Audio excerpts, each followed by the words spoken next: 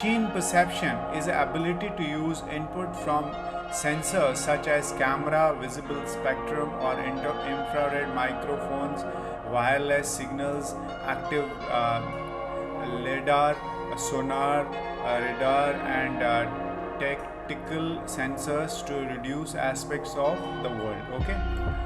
Application includes speech recognition in perception, okay, facial recognition, object recognition. Computer vision is the ability to analyze visual inputs. Computer vision is used in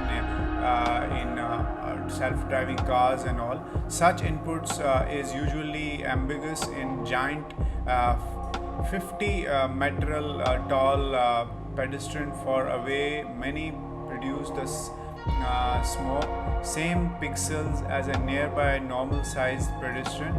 Requires the AI to judge the relative likelihood and responsible of different interpretations. For example, by using the object model, they assess the 50th meter pedestrian do not exist. Okay, there